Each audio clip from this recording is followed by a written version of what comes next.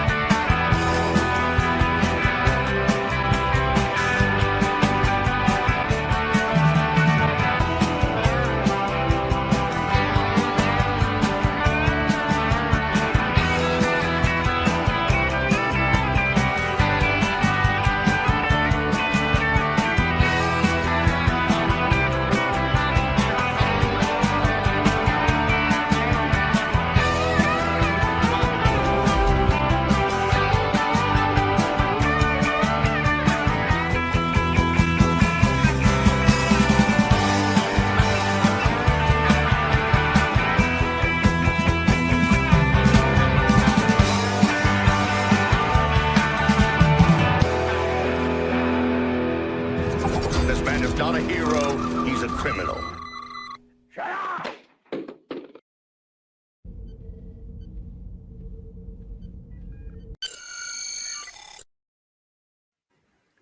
up! Once again, I ask, why do I have to choose? Can't I be both a hero and a criminal? Well, it's over. Doesn't anyone see that this is wrong? There is no more Star Trek Strange New Worlds to be reviewed. Germ survived the final review, and we are here live on a Friday afternoon, just blown off steam. It's the old-fashioned YouTube approach. We turned on the YouTube machine. We hope that you'll tweet out that we're around. We hope we'll let people know we're here. It's been a while since we streamed on Friday afternoons. Just with a whole new show name. Welcome to Teag's new agenda.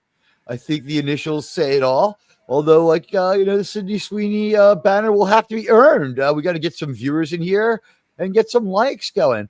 But Germ, you had summed up what happened when you tried to watch the final episode 10, season 3 of Strange New Worlds. Go right ahead with that one. What happened to you?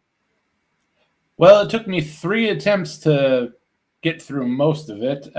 Wouldn't say I watched all of it because I got to the end. The thing was so boring.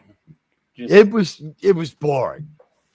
And I know what they ripped off for. They ripped off a movie called Alone in the Dark for that main plot. That was a story? That main plot? This is the main plot of the Strange New Worlds episode 10, season 3. In episode 5, we sent down this guy called Diverse Nurse, and he blew up an alien piece of tech in his hand by looking at it as it glowed and became more unstable. He put it closer and closer to his face. It blows up and burns his eyes out. Kurtzman checks off that box and dances around his office naked in deer blood. Then the next thing we know, Diverse Nurse is been taken over by some unclean spirit. And the Diverse Nurse is he tears his eyes out and all this other stuff. And he's like, yeah, I'm gonna die. Which is brings us back to the point where at the beginning of the episode we started with Diverse Nurse is allowed to go on a away mission, not because he's qualified, but because his great friend and mentor, Dr. Mamangala, has decided that it's okay. And that he should go. He keeps getting turned down for away mission duty because he has no affinity for it. It works out great when they finally send him, doesn't it, Jerb? Oh, yeah. Well, it works out good for him. He dies eventually. He didn't have to die either. They chose to kill him, just like they chose to kill the Gorn. When this guy was possessed. Now, they don't tell you this. This is all done by magical thinking with people interrupting each other and overlapping each other. Think U.S. Marshals. like the Fugitive movie without Harrison Ford. Do you remember Us Marshals, Germ? Slightly. Remember how like it just didn't have the charm or beat of like a movie like The Fugitive, although it had the pacing and it was a fairly decent remake or sequel to that movie. It's just it didn't have Harrison Ford, which should have helped it. But because their Fugitive was a bigger star than their cop, they tried to make one about the cops, and it's just like, it's like, oh, it's like, let's have a show about justice. And who would have known? It didn't work out. But there was a lot of lines in the first movie. I came home, there was a man in my house. So with U.S. Marshals, it was just like all they had was the overlapping, interrupting dialogue, and that is like, well, I mean, you were there. Like, that was pretty much the only way we got things across this season, wasn't it? Pretty much. But there is some slight good news with all this. They're not 100% sure they're getting another season. Even though it's been renewed, and even though it's going to be on allegedly, and even though Kurtzman extended himself to 2027. Now, people were kind of saying, like Ellison, like, Daddy, buy me a computer, Daddy, buy me a movie studio earlier. You know what? Let's just take a moment here. Ellison, they say, oh, Ellison of Skydance. Let's call him who he is. He's Ellison of Oracle Defense Computing. And when they decided that they're going to let him out into the wild there to have a movie studio, remember, he's going to make 7 or 8 movies a year. That is the same, Germ, roughly as what? Like 30? Like funding the entire NFL? A little bit less, but close. How about just like one full division of the NFL? And guys, let people know we's out there. We are alive, and I just don't think anybody knows. And also, like, you know what? This is a good place to go to more or less shelter in place. Unfortunate choice of terms, but from all the other news, I think several days of news has been enough. We're not going to address the news because we probably shouldn't. No, I don't think YouTube is very thrilled with that news topic anymore. I think we can just say that it was a tragedy and we condemn all of it. But I mean, obviously, whether agree or disagree, the man had a right to his opinion. More people seem to agree with him than disagree with him, which seemed to be the problem. It's unfortunate that we've decided to solve our problems this way. Moving on. Strange New Worlds episode 9. We didn't do a show on. And I don't think you made it to Saturday, so you should have good bile for that one. Tell us a little bit about episode 9. Terrarium, the name for once made sense. It was the first time in Strange New Worlds history. It was, it's the first time I'll give them credit for overthinking. Well, the AI overthought. Yeah. They had their little ripoff of Enemy Mine. But then for some reason they wanted to throw in that sparkly alien at the end. Because this is the rumor going around, and we don't know this is true, but I'll clear up what I said before. The rumor is that they just kind of prompted an AI to write a bunch of Star Trek-like stories and then jumped in editor mode, to which I said, no, AI is that stupid. But Sean said they were 2 years ago when these people started doing it, and they still are with the kind of AI these guys would bother using. So we're talking like the Google Chat AI probably wrote this. I don't know, Jerm, what do you think of accusations of AI writing and human editing? I honestly, we have no proof. These are opinions. I believe it. I think that they had to have done it. These people have been so talentless for so long, and here and there, some Star Trek showed up in this. It wasn't good. It was just that there were recognizable chunks of like Captain Kirk's arm floated to the surface of this. It was like the stew in Conan. It's a fair assessment. It's like, oh, that's a hand. Looks like Mr. Riley's. Oh, look, that's Uhura. It's like there was some semblance of regular Star Trek in this, but it was seemed to me like, I don't know how to put it. For instance, New Hura, and hello, everybody seems to be showing up and coming. We got a few new people through the door. Gavin's here. Gavin, Gavin, thank you for being here. Star Trek, Hell in the Pacific, says Gavin. I love that. It's a good movie, by the way. Enemy Mine. Here's the thing. The reason why Enemy Mine shows up so much is that, and this, by the way, what this is the extra show giving Germ a chance to vent, and also just we didn't do anything last week, so spontaneously coming on now.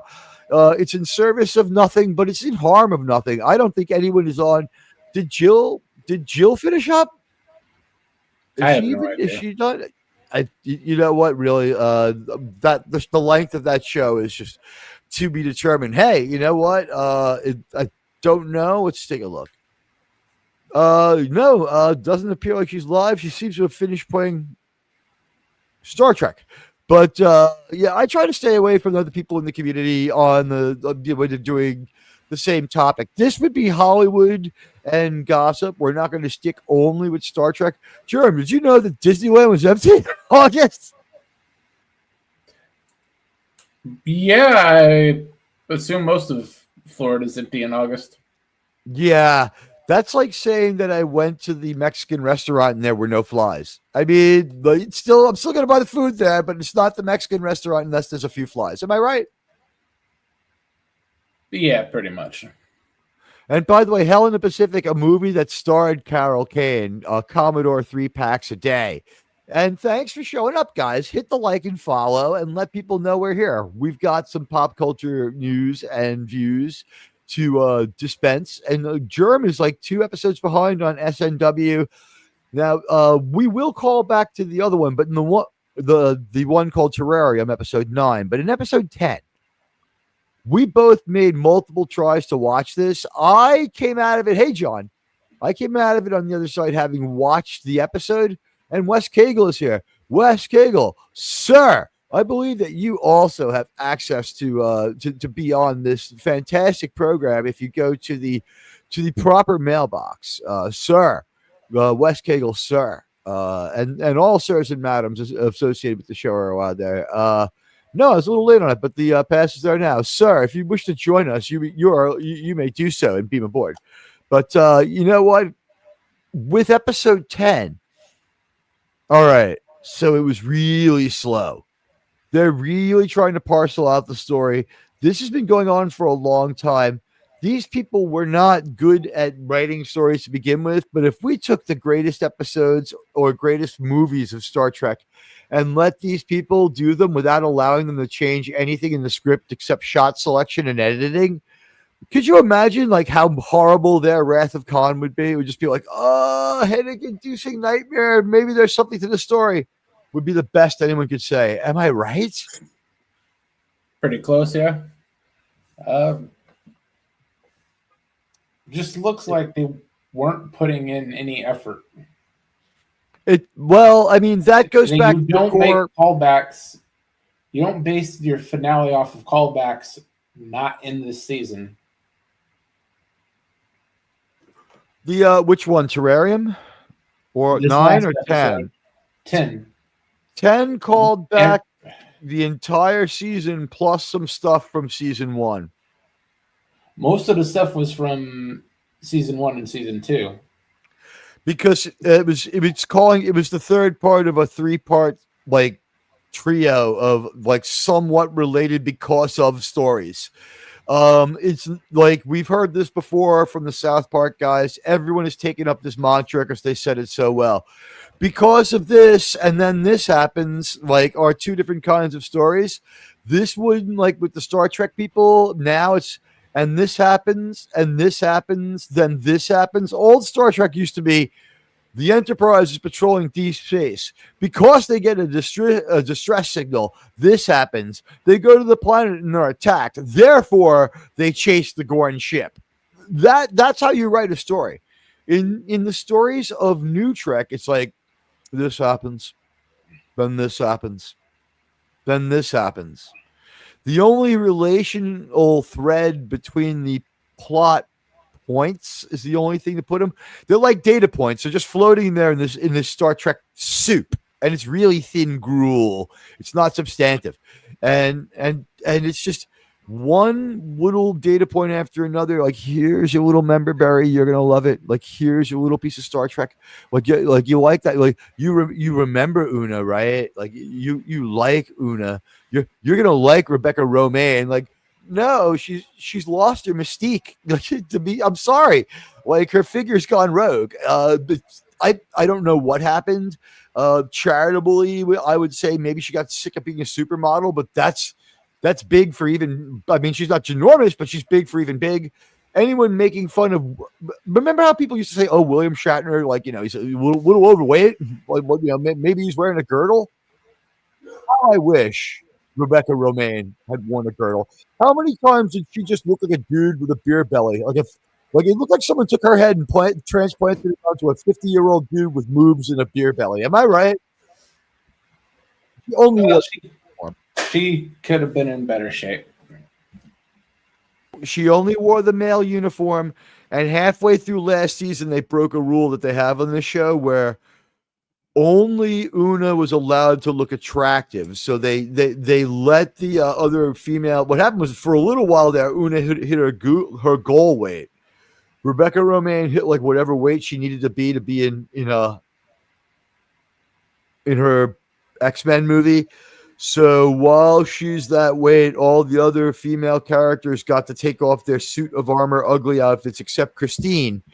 And so like Uhura, we realize has like a nice figure. We realize that like, Christina Chong is a pop star in Europe, like not because her music is good, it might be, but because she's got a hot little body and she can dance. So whatever they try to bring the other people's skill sets to the forefront, it would be okay if it wasn't Alex Kurtzman, whose people's other skill sets don't include acting. Like Christina Chong is like one of their better actors. What does she do? She sings and dances. All her stage presence, as far as I know, comes from being a pop star, and you can kind of tell. We don't get convincing deliveries. We don't get convincing performances. Yes, I read the book. Battelle is affected by Gorn, so she turns into a statue and saves the universe from all evil. What don't I understand? They did mention that there was a statue. They did mention that it was a guardian-like statue. They did mention, and I mean space guardian, angel guardian type guardians, or terrestrial guardians, like from 1923. They did mention that the guardian maybe had power. They didn't mention that it was like a sentient, alive statue. They had a guardian of forever type device. I don't know what to say about it. Germ, could you give us a little more on how you were, like how this episode lost you? Because I mean, it lost me good. Yeah, it pretty much lost me from the first moment.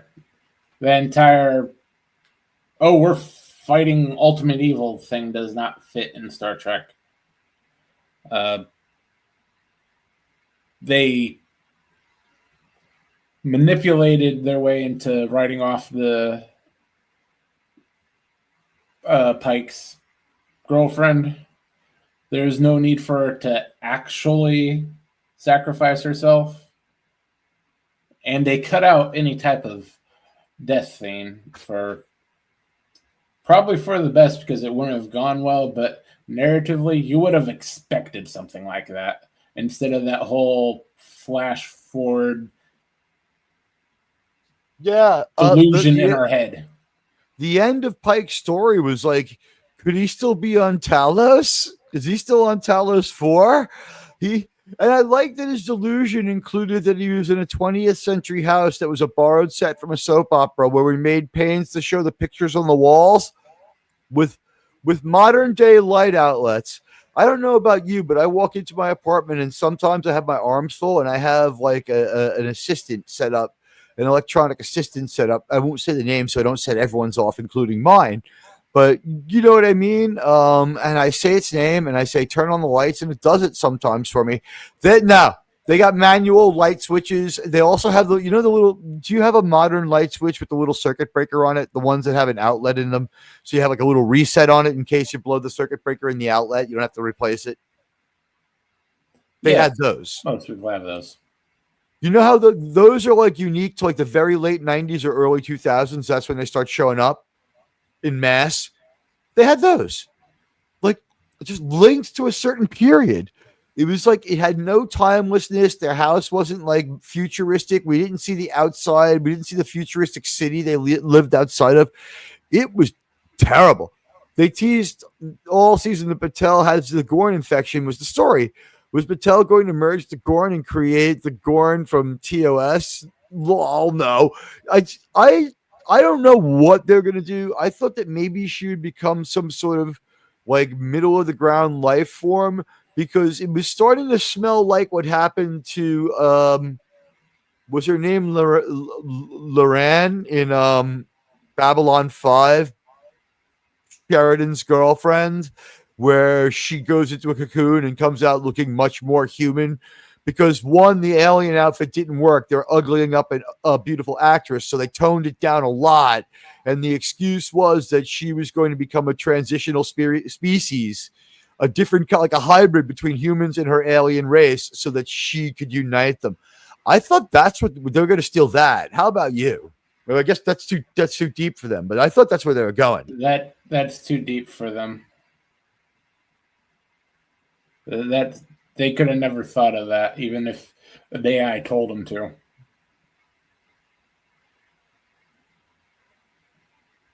Are you familiar? What made her with a the little bit more storyline? interesting?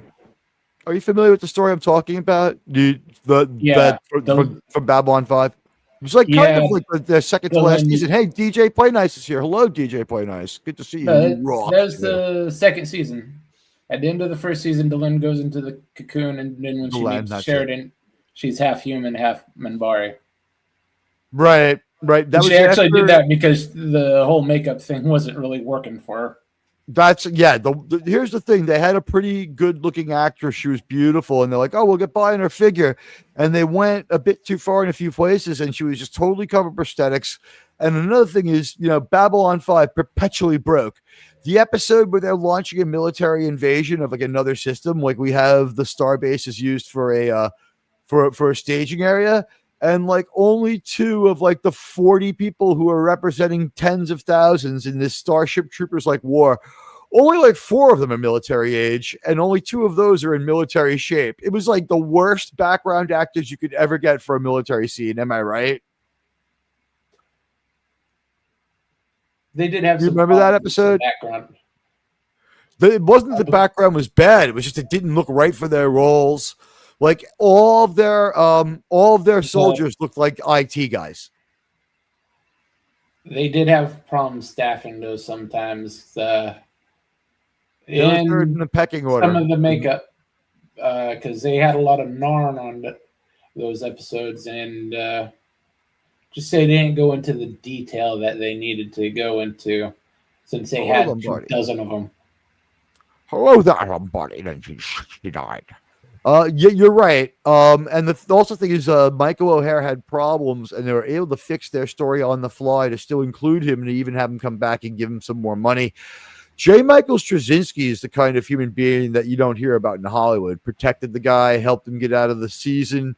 Well, what did it take him like half of one season and all of another to like wrap the story up right and like try to keep this guy taped together with duct tape and bubble gum, but also keep him well moneyed compared to what his situation would have been. Because what happened was Michael O'Hare just had late in life onset insanity. Like he was doing drugs because he was crazy. He wasn't crazy because he was doing drugs.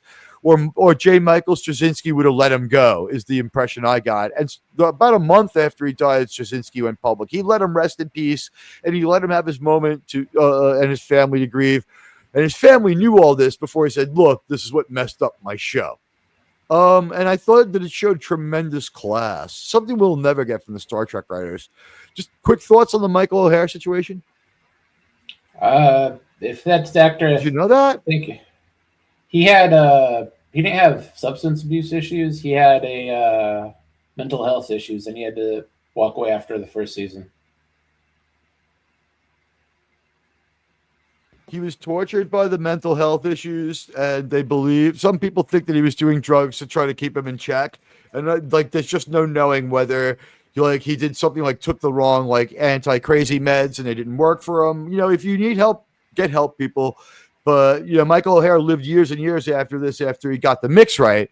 But it came on out of nowhere. He gave, and I I think, Jeremy, you're with me. He gave a charismatic performance his first season, but we digress. Back to this weird Star Trek episode. It seems to me like in episode 9 they threw in Arena. There was a little bit of like Gamesters of Triskelion almost, and then just a lot of non-effort because there weren't too many characters in the episode. They were just like write a feministic version of Arena with Ortegas as the star, and only Ortegas is in that episode. And did you feel her pain as she's trying to act her way out of this career damage in that piece of shit episode with that terrible puppet? Yeah, it's pretty bad, especially the monologuing they had her do. She's talking to either empty space or a CGI Gorn. Now that Gorn, I think, was a really bad Henson like creature Muppet thing. Now there may have been some CGI when it was walking around, or like to smooth it out, or for anamorphic takes, but for the most part, like it was a puppet, is my estimation. Because remember, we got a puppet show coming up next year. So where do you think this happened? Like, you know, the people from the Creature Shop, and the people from Star Trek went out and had a hot old gay time together. And like, we have to work together more, is my opinion. And also, like, can we just pray that Carol Kane's made enough money to walk away from this show? She was insufferable in both episodes. Episode 9, did you notice that no two characters were ever had the lead actors who played them on in the same shot at the same time, or ever on the same set at the same time? Except some reactions where no one spoke. Yeah, it's very convenient for them. It's the only way they can tape this together, but it was just like we had a conference room scene like reminiscent of Next Generation. But the thing is, like, we had like blank stares from people looking at the speaker. No one responded unless they were isolated. And then to normalize the rest of the bed, hey, Jason Love, welcome. And Sig Valdeson is here. Hello, welcome to all of you. It's good to see everybody here. They would try to like create some sort of dramatic tension. We have a Gorn and everyone's afraid of the Gorn and they're all so evil. And we've spent all this time. We've shown Gorn babies killing other Gorn, hatchlings, like eating each other, like at birth. They're a chest burster species. I mean, it's big blisters, but big deal. The first thing they do is eat you. And thank you. Good afternoon to you too. It's great to see all of you. So how the Gorn are able to go anywhere is beyond me, and how they get any wisdom. And don't worry, guys, we both watched the latest episode of Alien Earth, so we'll get to that. You did watch it, right? I tried. The last few episodes of Alien Earth have been. I fell asleep on that one too. Did you fall asleep? Stay there. Very early. The last couple of them, they've been given. They're not as bad as Strange New Worlds, but they're rapidly trying to get there. Kyle Cohen is here. Hello, Kyle. Thank you for the comments when you come through later. You know what? Here's the deal. Alien Earth is in like sort of a free fall, but the thing is, it started from a much higher place than Strange New Worlds, and it's got some wind resistance. It's not hitting terminal velocity. Maybe it turns into one of those guys in those weird windsuits that like to fly around in France, but I don't think so. I don't know. I think it's going to end up a damp spot on the pavement, but I think that for right now, the show does seem to be. First couple episodes were interesting. 3 was like set up something. 4 everybody didn't like. 5 I missed. 6 was just like, whoa, was that ever slow and nothing-ish.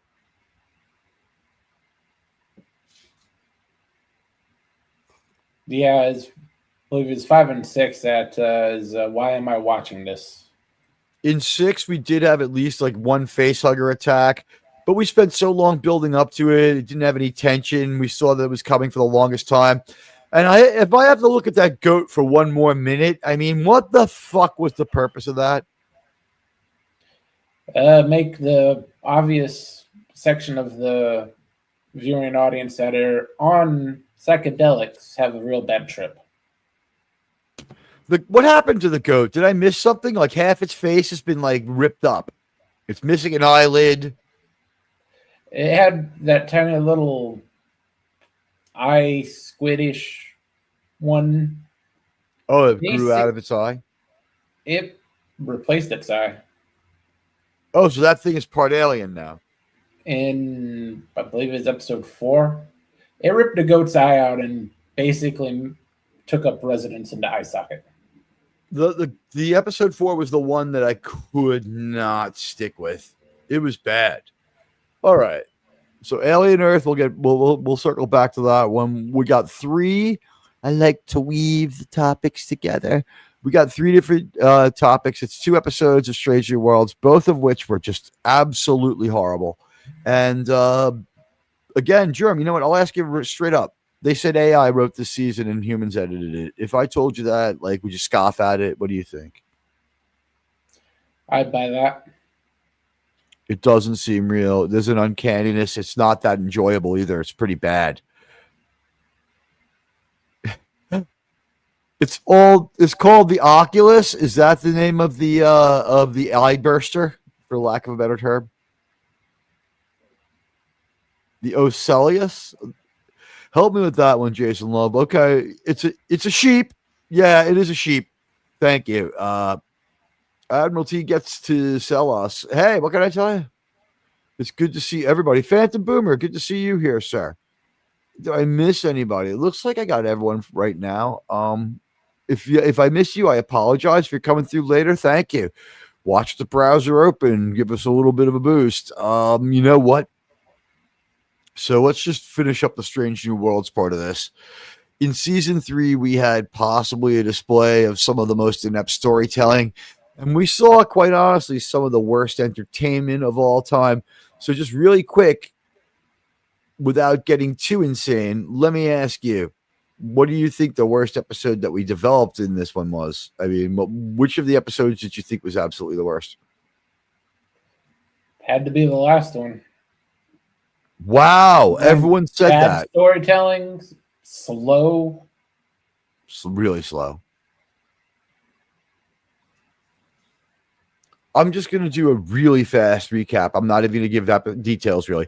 Episode 1 was Hegemony Part 2, finishing last season's story that started with episode 1 and didn't get picked up again until episode 10. It consisted of 2 minutes of the entire 10-hour season. That was episode 1, Hegemony, and this time they finally had to do some stuff with the Gorn, and they fought him. Episode 2, Wedding Bell Blues, had it was just Prop 8 wedding. Was that what they call it? From California in the old days with Trelane as a wedding planner, and he made them all play out this role. It was so stupid. It was like a really weird, crazy tonal shift. After they never established seriousness, and then they go slapstick. Then Memento Mori, psychological thriller in a derelict ship. That's the one with J.D. Vance, isn't it?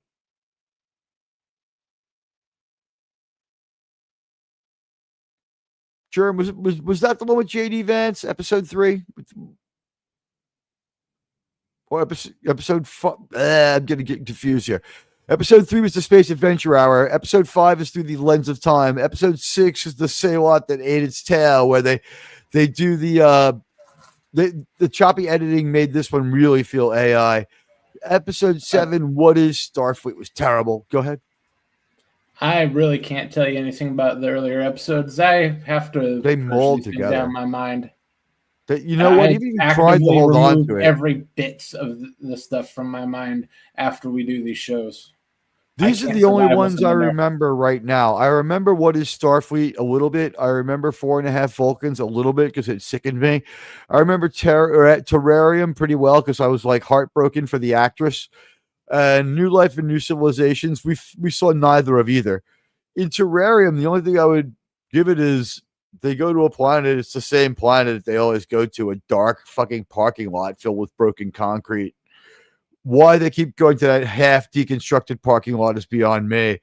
But what did you think of Melissa Navia trying to save her career with like talking to that puppet and, as you said, often staring into space, often alone? That dumb dialogue, the retask device of having the Gorn speak to her using a yes or no answer that was taken from the Mandalorian. Remember that garbage? It was really fucking awful. And this episode was sold as a gift to her to try to help her, like, show that she can act and rescue her career a little bit. And it was anything but a gift. And she was anything but lucky to be in it. It seemed to be more like they told her this and she had to go along with it. But what it really was a low-priced episode to get some of the rest of the cast out of there and not have to pay them. It was bad. What did you Terrarium? Go ahead.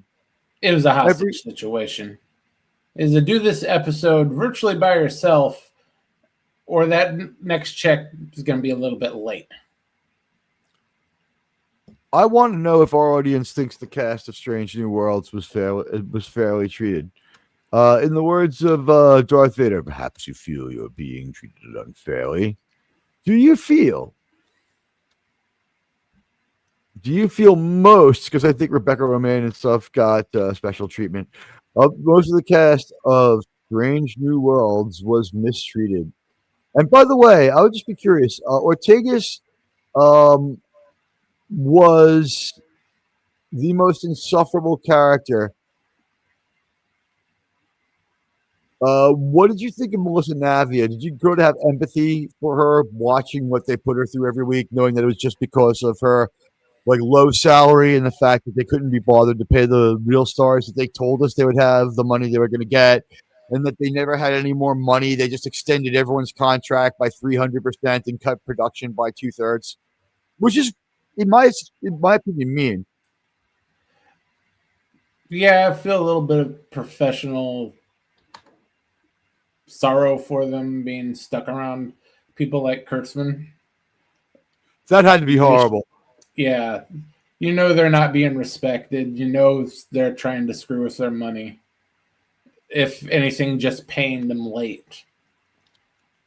And not paying them as much as they may have suggested they get. They never wrote anything down, but you got everything that the contract said, but you didn't get a penny more.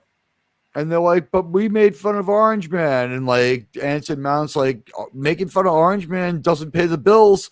And lately it seems that Anson Mount has come to the realization that being really politically pejorative is just a waste of your time. Did you see what he said today that I retweeted? No, but I think he's getting I think for a while there, his publicist was the one with his Twitter password. He seems to have grabbed it. I don't know, because here's the deal. On Anson Mount's Twitter, I've said this before. Anson Mount seems to be like he's kind of all right. Anson Mount's Twitter is like this. When you jump on there, a lot of folksy stuff and observations that are fine. A lot of normal stuff about like, drop my keys between the seat in the truck. Stuff that we can relate to. It's like, damn it, I went to my barber and he effed up, like normal stuff. Then like some of the stuff is like, enjoying looking forward to new projects. He never talks about Star Trek unless it's like Star Trek Day and he's obligated. And sometimes he'll wish a cast member happy birthday, but that's not really promoting Star Trek, is it? He reposts memes about Star Trek, like that great like redneck Star Trek meme that went out there. He leaned into it and threw it up there and had fun with it. And for the most part, if you criticize the show without calling him names, he'll leave that up there. He will signal boost your criticism of the show. He's not required to remove these statements. So I feel like it was maybe even a quiet protest from Anson Mount. Any thoughts on that one? I think any of the real incendiary stuff may have been his publicist or agent or someone else. He was never incendiary. I would just say he was very dedicated to having one side of the message, but he wasn't like, run people out of town on the rail. He never leaned towards violence. He didn't instruct people to do something wrong. He was What's called pouting. He was pouting. He was pouting. He wasn't. He wasn't projecting on people. He didn't rip anybody. He pouted. He was openly pissed, which, by the way, if you have to be vocal about something, at least he didn't rip anybody. Yeah. That's We're what I not- think. Maybe a publicist was making some posts for him. The publicist was probably handed off the ability to do the Strange New Worlds posts, but the thing is, I don't think he handed over control of his Twitter, his ex, to them. And Melissa Navia, I mean, maybe they had some say in her ex, but they weren't going to run her life. So her putting up that post that was like a coded hostage situation where she's like, I just wanted to grieve the loss of my lifelong partner. And you find out like that's her boyfriend, but she's forced to speak in these politically correct terms, is my opinion. And she's just like, she doesn't live in Hollywood, which is another thing that like most of us would like applaud. You know what I mean? Like most of us would applaud that she didn't do Hollywood. So she lives in Ireland. Good for her. I mean, she was there before Rosie O'Donnell. It was not because of Orange Man. She just moved to Hollywood. She just didn't do Hollywood. Hey, buddy, good to see you. Well, her boyfriend is Irish.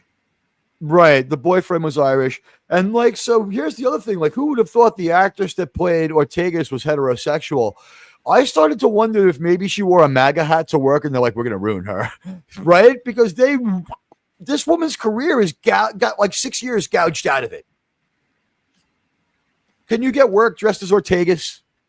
Looking with that hair? I don't think any of them could get work. Some of them showed competence. The world's on it. It's going to hurt your resume price. Yeah. It's going to hurt your price, but not your employability. Because remember, most TV is pretty bad. They're outlier terrible, but no one watched it to find out. And also, like, just between you and me, I was able to get past feeling bad for her to see that, especially in the ISO shots when there was nothing but her and the black coffee grounds that are the surface of the planet.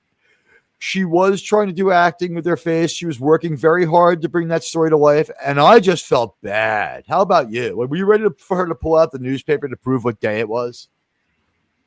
Yeah, it's pretty bad. No anger towards her at all. No resentment. Yeah. I felt terrible for her. Half of it was you'd think she was getting directing cues directly from the AI bot.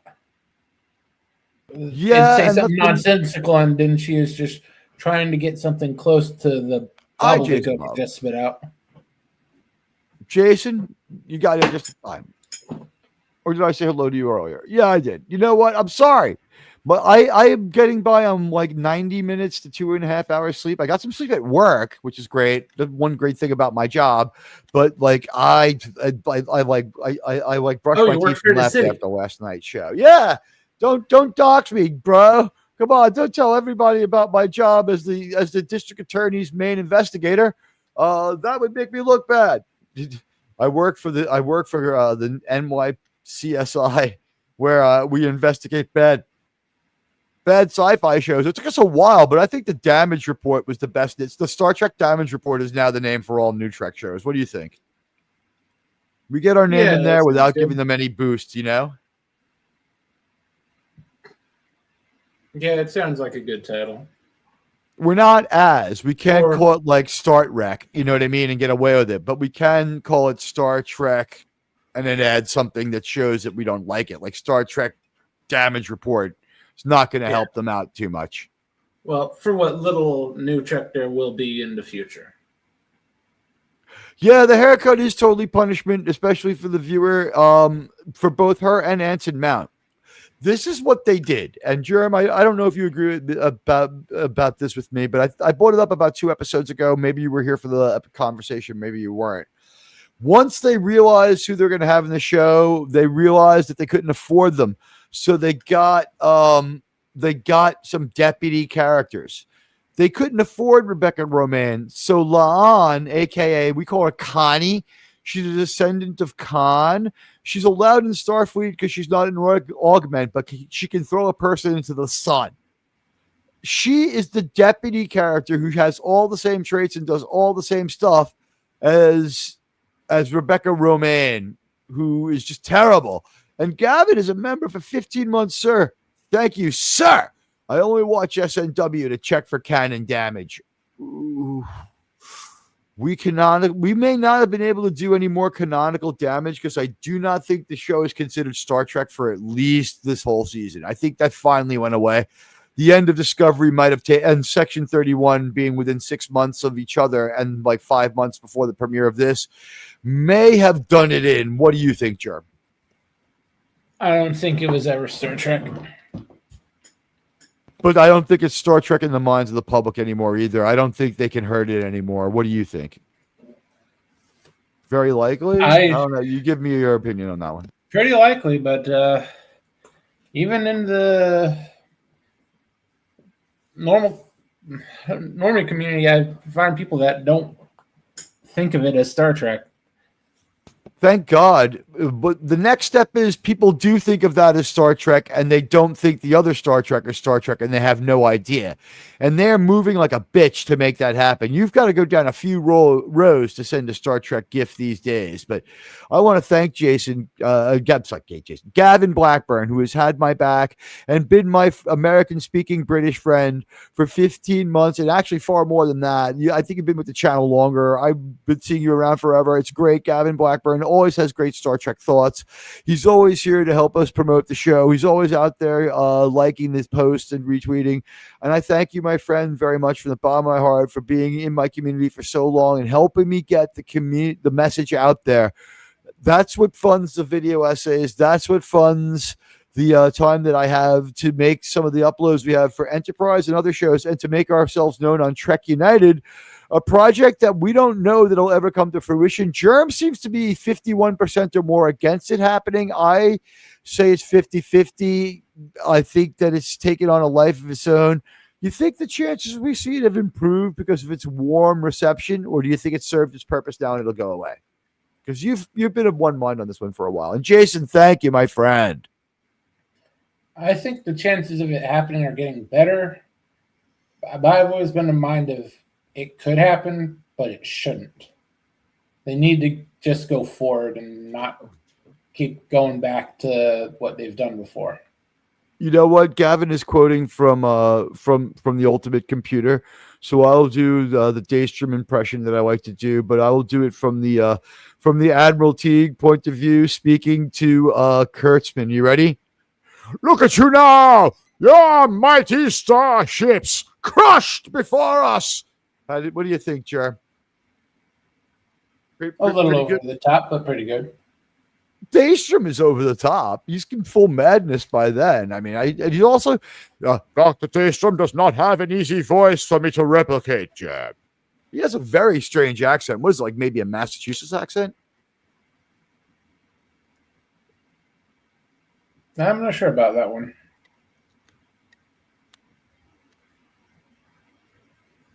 All I know is that he had a real weird accent. It's hard to do his voice. Trek Reviewer, hello. It's good to see the Trek Reviewer. Trek Reviewer, we're giving Jeremy a chance to vent his frustrations on Strange New Worlds, and then we're going to talk maybe a little more in depth about Alien Earth in what's like a bonus show, because we didn't have any shows last week except the Star Trek show. And you know what? I'm going to tell you guys right now, the reason there haven't been video essays for the last 2 episodes of Star Trek, one, they were so bad. In the case of Terrarium, it's because it was so bad. It would have been, like a minute long? And in the case of the one before that, people were walking around just with blood and viscera all over them the whole time through most of all of this show.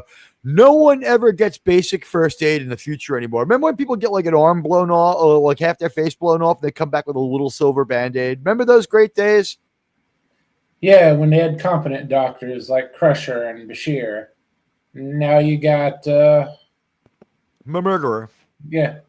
Dr. Red Rum himself.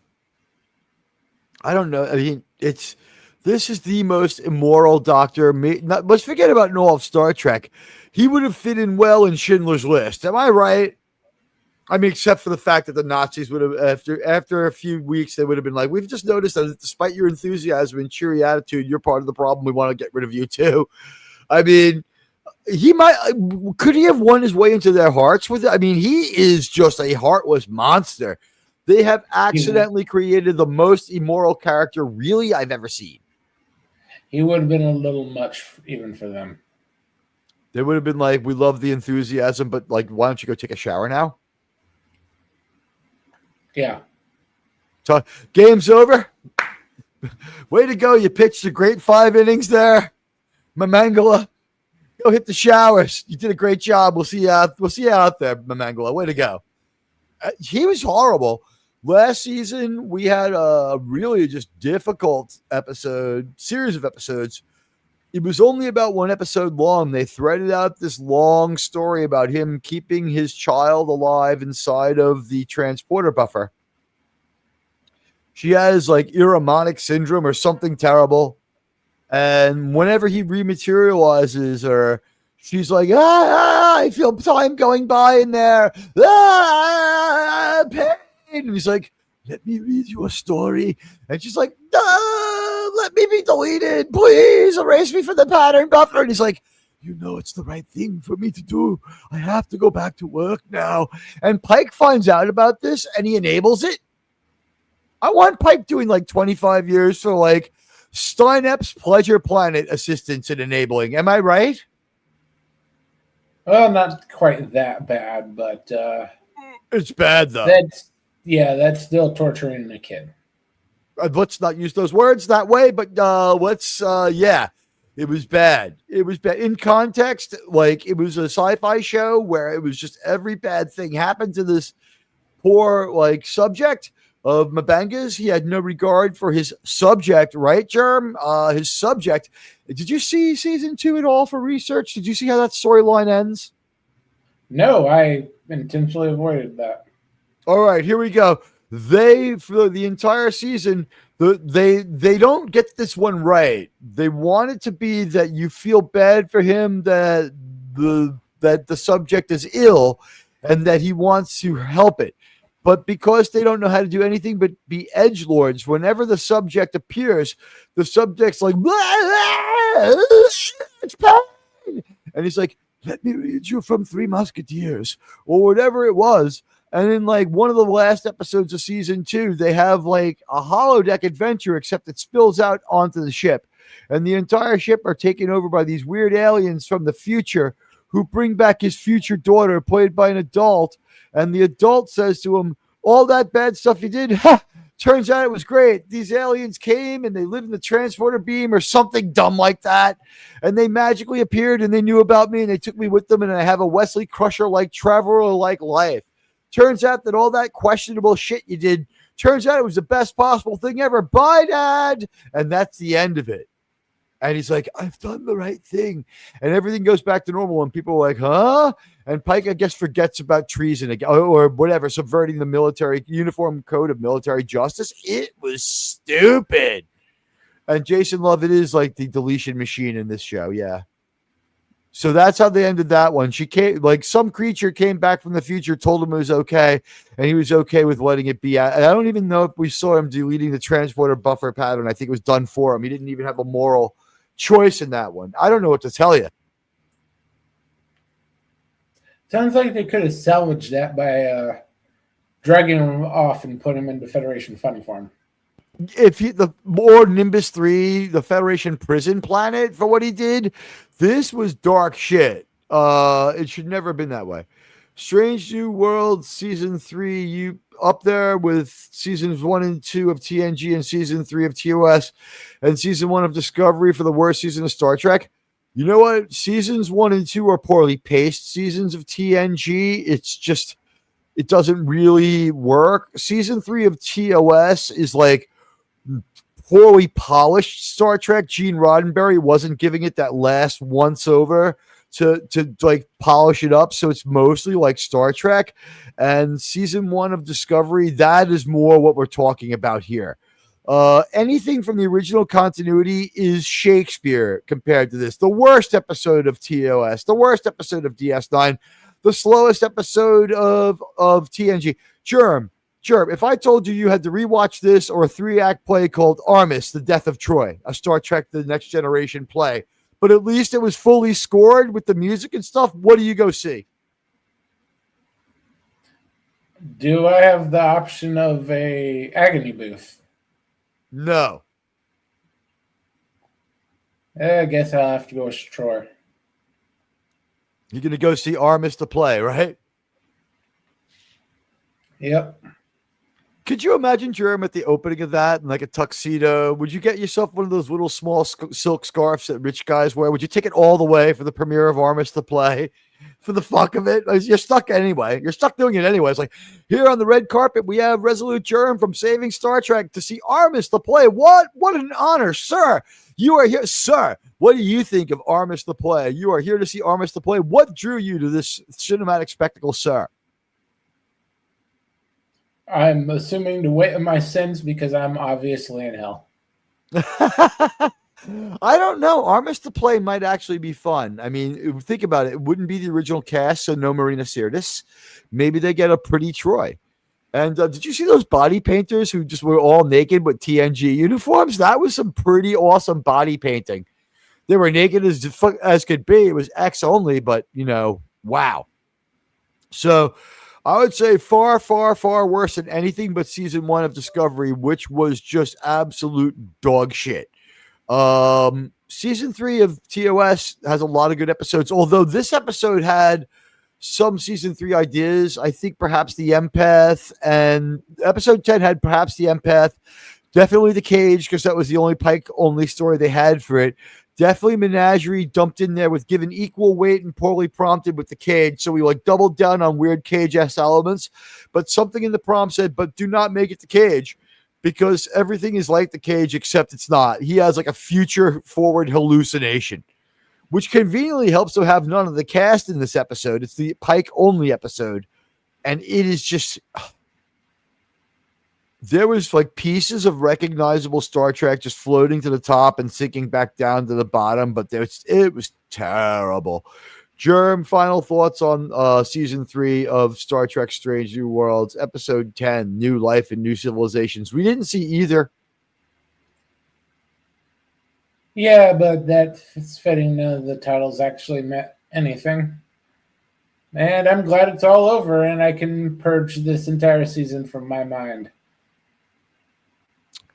Was Denise Crosby originally supposed to be Troy? It would have been better for the show if Troy had been the one to die, because Troy is the one they have to keep removing from situations or she'd solve the episode in one scene. So, it was mandatory for the show that someone check out. They had too many characters. Denise Crosby was right about that.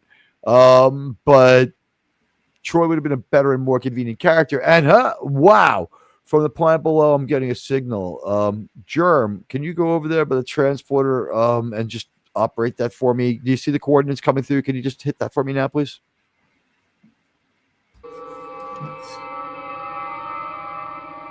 West Kegel, the pilot of the Hellion. What's going on, buddy? What's up, man? What's up? I was, watching your stream, and I'm like, man, I wish I had broke my mic on Saturday. I don't know if you know this. I broke my mic, and I ordered a new one. I'm like, man, I wish I had my mic. I could come on and I wouldn't have to deal with the relocating the laptop, all that stuff. I went outside. There it was. So I just hooked it up. That's great. What mic did you get? Did you get the Fafine one that glows in the dark and changes color and pulses? Because that's a good mic for almost no money. It's even less now. Oh, it'll last 9 months, but for the money it costs, it's $40. When it comes to the great boom arm, I've been through 4 of those and thrown away the mics and have 4 boom arms from it. The boom arm will be just as good when I hook up my backup computer to my other microphone for when I just want to do other what people's shows and I'm just basically on my couch and I don't need to be in front of my main computer. So yeah, I'm gonna be setting that up. No, I just replaced it with the one I had. I had a Yeti Blue and I just bought another one. I use the Blue Yeti, and I haven't had to get the one that uses the dedicated line yet. I use the regular one, and I like it. I think it's a good microphone. It breaks up in robots every once in a while. It does. It does. It just, but that's all USB mics. I have a Q2, but I need to pick up the sound deck of some kind before I can use it, because without phantom power, that's a good mic, but it needs phantom power bad. Oh, okay. Well, this one worked. This one served good, so I figured I'll just stick with what I know. So I buy the used Blue Yeti now, assuming that they disaster-proofed it from someone else who had the obvious problems that you usually have. But Did you watch Strange New Worlds mostly with us? Do you want to give some thoughts on season 3? You and Jerm are now allowed to commiserate on what I made you do. Yeah, I feel that I am now absolved of all my sins. I get to go to heaven. I've already been to purgatory, so I don't have to worry about that now. I've got a free pass. It's almost as if I had bought an indulgence from the Catholic Church. So,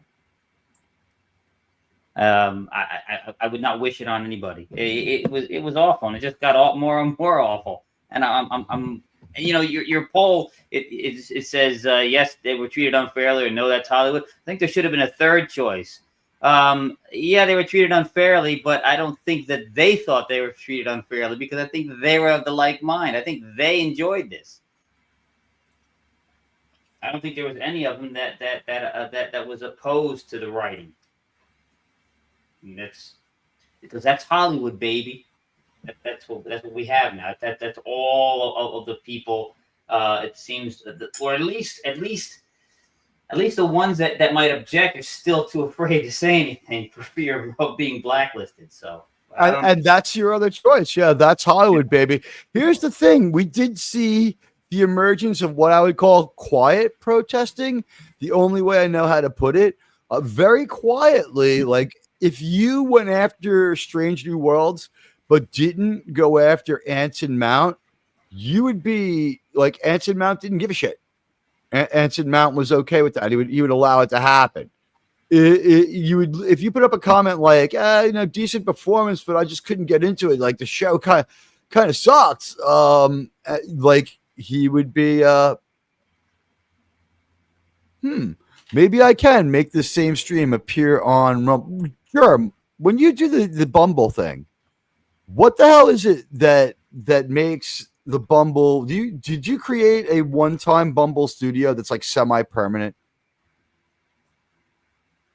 No, I set up the streams individually over there.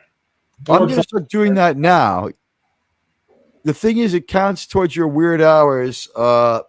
It's that you need to book over there, because I'm close to another payout from them. I almost had their $50. Like, we don't do a shitload of business on Rumble, but it's not letting me start the stream for any reason. So it looks like it just doesn't want to play nice. I'm going to give this one a try, but Wes Cagle, good explanation. Strange New Worlds was a show, guys, that never ever reached terminal velocity of suck. It just found a new excuse to suck every week. And it was absolutely just like reaching a new low, diving further and further into the absolute world of suck. And I don't know how else to describe it, except that it did really like lend credence to the AI rumors. And all I can say is, as we launch into a new ocean, perhaps now, let's see. Something immediately went wrong, but let's see what happens. Wait for an encoding server to claim a placeholder video. Boy, I am never trying the RTMP on Rumble again. If it starts, it starts. But wow, does it ever blow up on the pad often? I've been trying to be diligent looking towards the future, because I know that in about maybe 30 months, maybe less, when you guys look for a video here, what probably is going to happen is you're going to get an AI generated video customized to what you want to hear. It's going to tell you whatever you want to hear. There'll still be us, maybe, if we can survive, but the authenticity and the notifications, those will be gone. They won't. They don't really care. Oh, DJ Play Nice, you got a blast. All right, man. We will rock. I will take my ivory handled phaser with me into the future. Here's something else that they would have changed. TNG, the originally considered former Yankee Reggie Jackson to play LaForge in TNG. Reggie Jackson probably could have acted well enough to be LaForge, but he would have overshadowed Star Trek. Reggie Jackson was a first ballot Hall of Famer. One of the greatest game has ever known. But it would have been fun to have him in that episode of Deep Space Nine. We didn't get that to happen. Who would that be?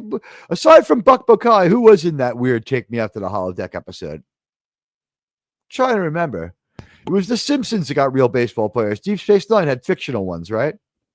Yeah, but because with Deep Space Nine, wasn't it future baseball? I mean, stuff that didn't happen yet in our lifetime. They were in the future, and some of their favorite baseball players were baseball players that are contemporaries to us. For instance, did you know that Buck Buckeye out there, 28 years old right now, height of his career, born October 31st, 1998, the date of the episode.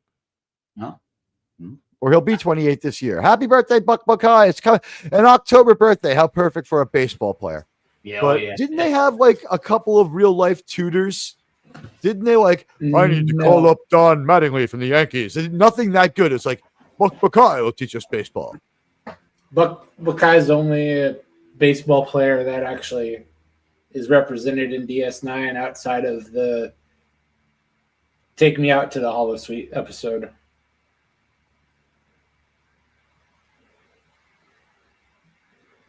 The first time I ever had Sean on this show, we talked about that episode last because he loves baseball. I love baseball. And at the end, I was like, so tell me, like, I'm guessing this is an episode you love. Tell me about Take Me Out to the Hollow Suite.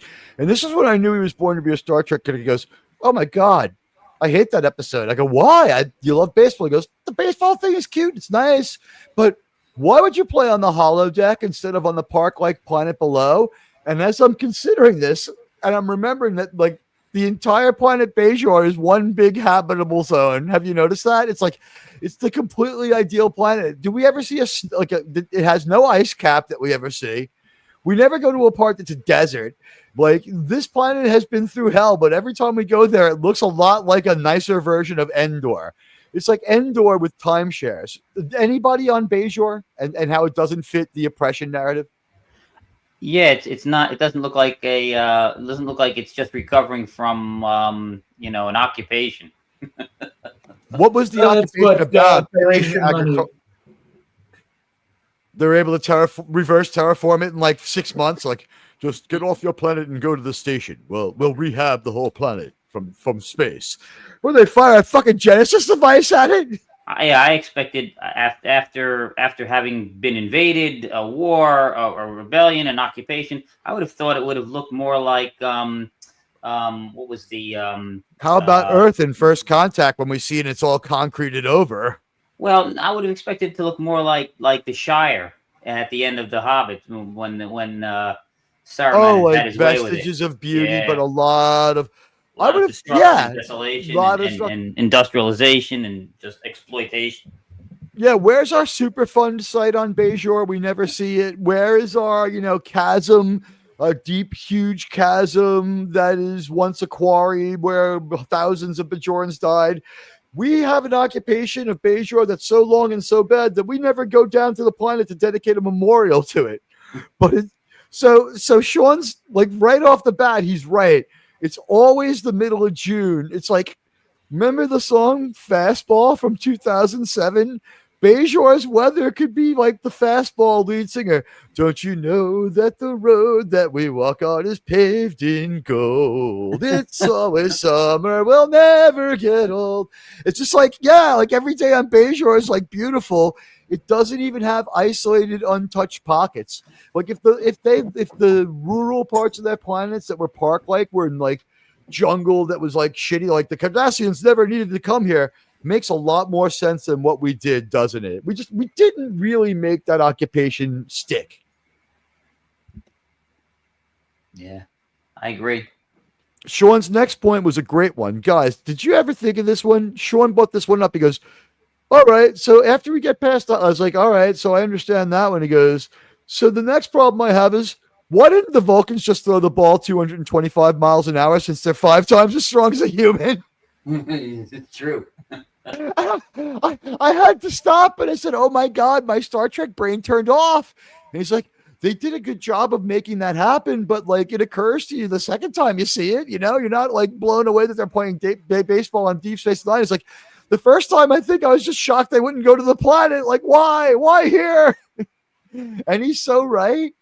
And it really wouldn't be fair playing on Bajor. It's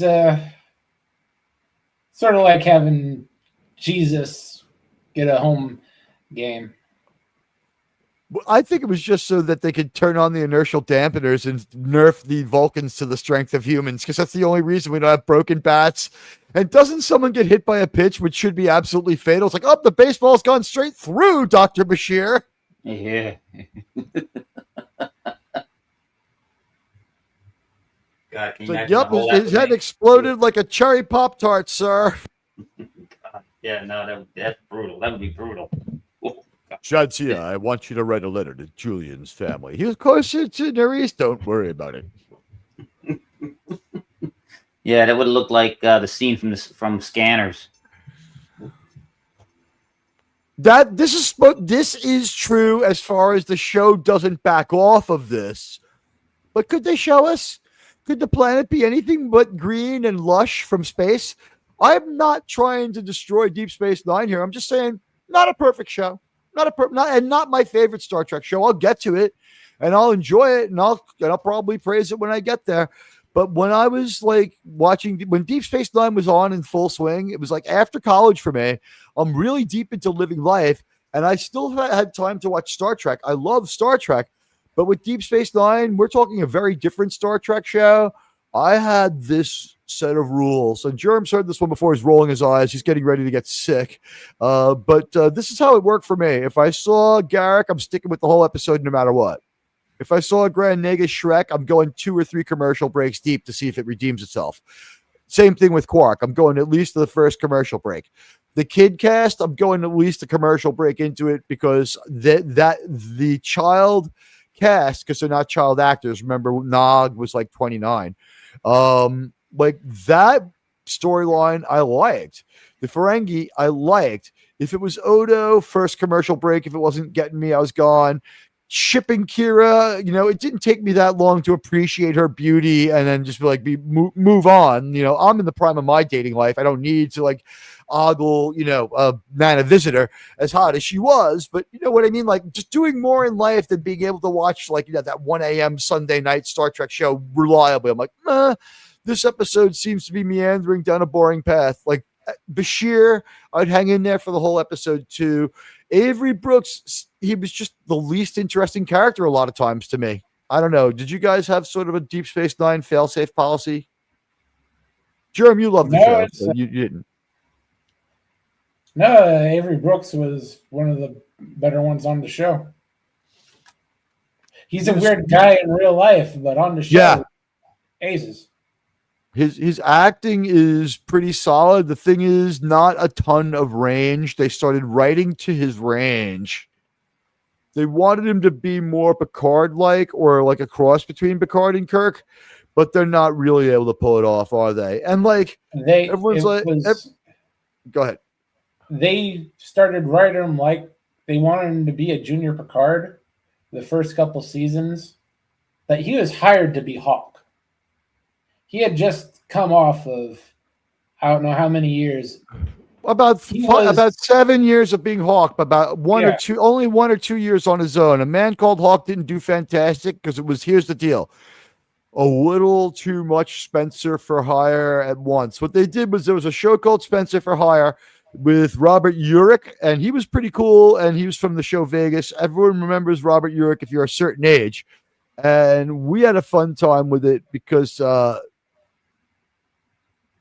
we had a fun time with it because it was a fun show. But A Man Called Hawk was basically he was the sidekick for Spencer for Hire. Spencer for Hire, a very, very Philip Marlowe-like detective show. And it was even a little dark, but it was his right-hand man, an information guy on the inside with an image very much like he's not a vampire, but an image very much like Blade, was A Man Called Hawk. And Hawk just he was nefarious at the edge of the underworld. He knew things, and sometimes he killed very bad people that the cops wouldn't deal with. Did I sum him up right? Best as I remember. And Hawk had the late season Cisco goatee, no hair. They made Cisco go Starfleet regulation for the first season of Deep Space Nine.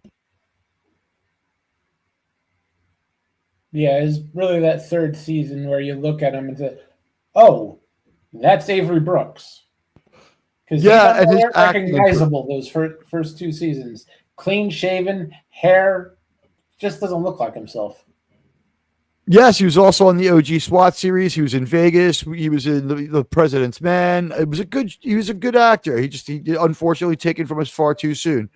Yeah, Hawk basically, well, he was a badass and he was fun. The thing was that he was also in Magnum Force. Was he one of the young cops with David Soul and the guy from Animal House? Here's the thing. We were supposed to maybe see like a man called Hawk plus another dimension to Cisco. And like we said, we like the character. We all said he's a weird guy in real life. His acting style, if you've ever seen Look Who's Coming to, they call me Mr. Tibbs and all Blackboard Jungle, is very much, he's inspired by Sidney Poitier to the point that he's cosplaying him. Has anyone else noticed this phenomenon with our friend Avery Brooks, that he's kind of not all that wide ranging? They had to give him his image back and make Cisco a little more tough guy and hard driving for that character to work. Like complacent Cisco, who's willing to let things take care of themselves, who trusts the station staff, doesn't. We don't see that as much as later on we see hands-on micromanager Cisco, who doesn't want people getting in trouble. He kind of got typecasted with the Hawk character. He did it so well, it's just you can't believe him in anything else.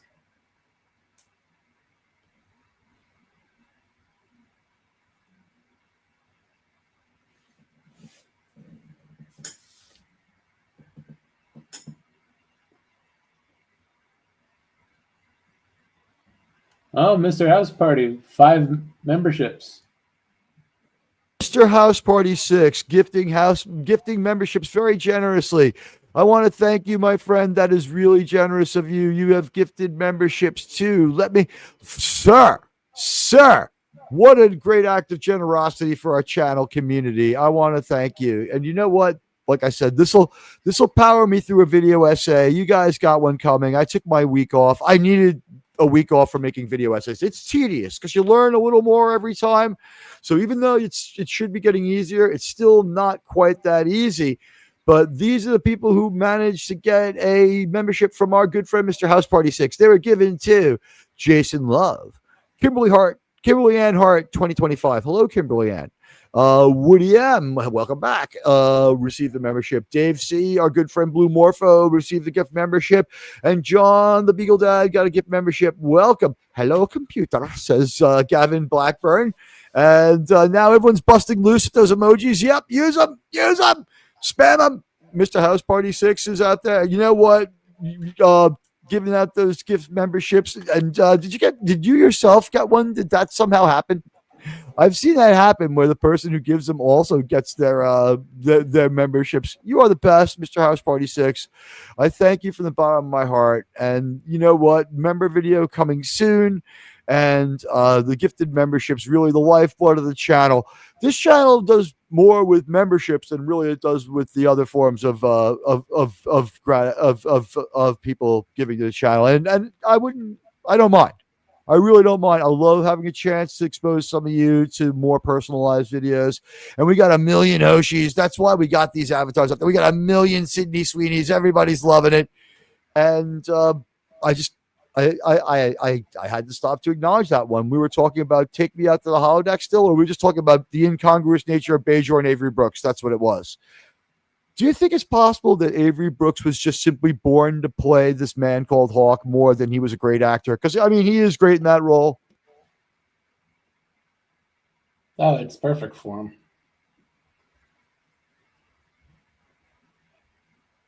He's good actor besides that, but he has to be kind of within his role. It was invented for him. He was invented for that role. The role was invented for him. He was born to play that role. He basically, other roles I could see him in is, you could imagine him as another faculty member in Stand and Deliver, backing Edward James almost. It's like, I understand, Admiral. I mean, Mr. Sanchez, why you had to discipline Lou Diamond Phillips there. Like he could play a professorial guy who's very intense. He could play a general, but he has to play a certain kind of general. He's not a peacenik general. If he's a peacenik general, that peacenik general does a heel turn in the middle of the movie and we find out he had another agenda. That's the kind of actor that Avery Brooks is. And he really was good in crime shows as an edge of being a bad guy, a good guy. It was that's what brought him to prominence. And even my mom was like, oh, we had to put on A Man Called Hawk. I think it was intended to be either like or rival The Equalizer. Yeah, it's about the same as that. There's not a lot of meat on the bone with A Man Called Hawk, even though it's a good show. And so what happens is, luckily for us, he ends up as Cisco on Star Trek. The other choices to play Cisco were a young Patton Oswalt. They also were thinking about just having a plank of wood with a Starfleet uniform on it. So we got lucky. No, but Cisco really the right guy in the right place at the right time. And a couple of creative choices. His idea that his character should come back and not remain like in whatever that vortex is in that final episode of Deep Space Nine, that was kind of cool. His input into the character was cool. By the end, he knew his character. I just don't think he had a great deal of acting range. I think he was a good tough guy and a good professor and maybe a good soldier type. But like the father scene's only okay. The family scenes only. I think Sirach Lofton might have been the best actor on that show. This is another great show. He was good for his age. He had a Star Trek name, which usually lends to success in Star Trek.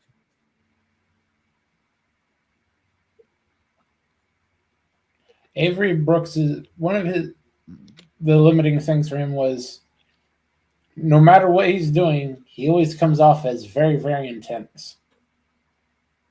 Yeah, if he's ordering coffee, he's too intense. Yeah.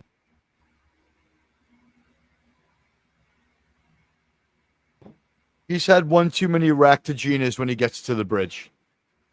It's not like it's the bad. It's not like it's bad for Cisco or it makes him a bad actor, but I don't know how many roles you could have for Avery Brooks. He's a detective type tough guy. He's a police precinct captain, or he's the guy from Deep Space Nine. So we got that going on. I don't know if we should have our own an independent exploration of Deep Space Nine. I'd like to jump in on other people's shows and just watch that, take the journey with them. I have been watching more of it, especially with the Heroes Network or whatever it's called. I like that so much that I'm going to climb up to the roof of my apartment and fasten into the top of the building, Germ. So I might get killed doing this. Cross your fingers here. I'm going to put an HD TV antenna towards the facing towards the city, so I can get all those HD shows for free.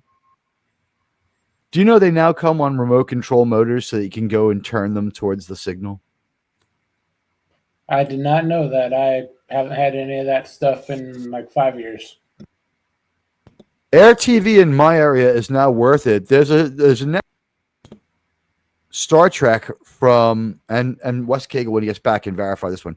Old Channel 9 in New York at night now, they show Star Trek, like they show it's TOS, TNG, Deep Space Nine, Voyager, and then Enterprise. 2 Enterprises in a row, I think, to end it out. Yeah, that's a good lineup. Followed by Baywatch. Yeah, so if you're still in the mood to watch TV, that's a good one for you. Guys, hit the like. We're trying to reach lofty new highs and likes. How many do we have? 17. Very fortunate and very generous of you guys. We got the Bop 5 logo going there as a sign of endorsing quality Star Trek. We, what can you say? He was one of a kind. Has anyone heard from Mama Pray? She was on with Deej. No, not since she was on with Deej. Couple of weeks back now, but she had been doing pretty well when we heard from her. Of course, all the love in the world to her, and of course, Bob 5 never will be forgotten. We're going to remember him for as long as there's a show. Moving on, we are turning the page. We might not be back this Thursday. I don't know if we need a week off, but the Landman panel is going to be probably the only dedicated Landman show I can think of on YouTube that is not sponsored. This was what happened with 1923 as well, and 1883. For whatever reason, Paramount has been in such a bad free fall, and they may not have time to get it together for this, but their official shows for Yellowstone and their official show for 1883, as good as they are, not very complete, not a whole lot of it. And they don't have like a Trek culture kind of thing with like Yellowstone culture. And even if they did, it's still corporate access. So there's no one doing it independent or corporate really but us that I can think of. It does come up on other shows as like occasional topic, but we have I don't think anyone else has a dedicated show that only does Landman. So like I'm thinking of calling us the Fans on the Silver Mountain, because like it's going to be the Paramount review show. And I think once we get done with Landman, after another break, there'll probably be another worthy show from Taylor Sheridan, be it like Mayor of Kingston or Tulsa King or whatever it might be. I would highly recommend Tulsa King. Tulsa King's been around for a little bit of a while, so that one's a lot of lore to catch up on. Landman, I'm just like slowly getting ready. I'll probably have to do the marathon watch of 4 episodes straight this week. Star Trek and Enterprise have taken up my time, but we're all looking forward to Landman. It is a great show. Germ, how have you felt about this incredible program? It starts off with one of the weirdest openings that you can. There's no looking away from when they roll out Landman and his world, is there? Yeah, they do start out kind of intense for him. He ends on he begins and ends in kind of a pretty big high. When we first see him, he's getting like talked shit to by sicarios who are going to tell him what to do, and he's like, basically tells them he's either going to piss himself or they're going to sign this contract or they're going to kill him. One of the three, or, some combination of the two, but he really has to pee. And they pistol whip him and he manages to hold it in, which is great. And he's just like, God damn it, go in my bag and look at my briefcase and look at them contracts. And these guys are like sicarios, and it's like a normal business contract. It's like an inch thick, and it's just like, initial them right there, and there. I don't care if you steal our tanker trucks, we won't report it. We'll build you a road from Mexico to where you need to go to sell this, right to the middle of Midland, Texas. We'll give you access through our oil field to the other side where it's someone else's problem. We don't care. You want to land your planes? We'll build a little airstrip and just pretend it's not there. We don't care. You can hook into the power grid. We won't do nothing. Just sign that and say you won't fuck up our oil and you'll be fine. And these sicarios, like one of them's like, we got to take Hombre out.